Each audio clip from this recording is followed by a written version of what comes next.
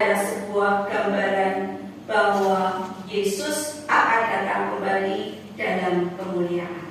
Kita baca di ayat 16, Rasul Petrus menyebutkan akan kedatangan Tuhan dan kedatangan Yesus Kristus. Oleh karena itu, itulah yang selalu kita dengar, itulah yang selalu kita ajarkan. Bukan hanya tentang Yesus yang hidup pada masa lalu, tetapi juga tentang Yesus Kristus yang akan datang kembali. Dan itu sungguh nyata. Kalau masa hidupnya saja sebagai manusia, Yesus datang dalam kemuliaan, maka ketika dia kembali datang untuk yang kedua kalinya, dia pun akan datang dalam kemuliaan. Kemuliaan yang pernah dilihat oleh Petrus, Yakobus, dan Yohanes, dan juga kemuliaan yang menjadi proklamasi bahwa Yesus adalah Tuhan, Yesus adalah Mesias sendiri.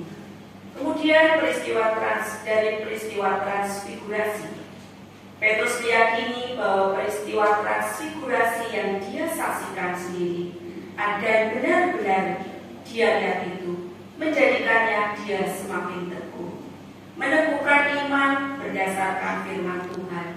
Firman itu sungguh nyata, firman Tuhan itu sungguh-sungguh terjadi.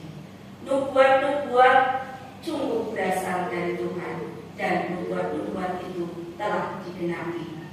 Dari Roh kemudian menuntun manusia menyampaikan nubuat itu, dan Rasul Petrus memberikan tempat yang besar bagi firman Tuhan. Dikatakan tadi, terimalah firman Tuhan sebagai pelita kehidupan. Dan bahkan digambarkan pelita yang bercahaya di tempat yang gelap sampai fajar menyingsing. Pelita inilah yang menjadi harapan ketika ada kegelapan. Dan inilah Rasul Petrus inginkan supaya firman Tuhan juga diperlakukan seperti itu dalam kehidupan kita.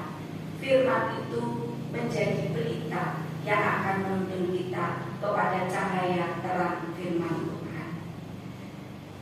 Saudaraku yang dikasihi Tuhan, seperti halnya Rasul Petrus yang belajar dari pengalamannya, menyaksikan sendiri transfigurasi dari Yesus, berefleksi dari pengalaman itu sehingga dia pun semakin diteguhkan imannya dan memberikan pengajaran juga kepada kita, maka kita pun diajak untuk senantiasa berada dalam transformasi atau perubahan dalam iman kita. Sebagai umat Tuhan, kita juga harus selalu siap berubah dalam iman kita.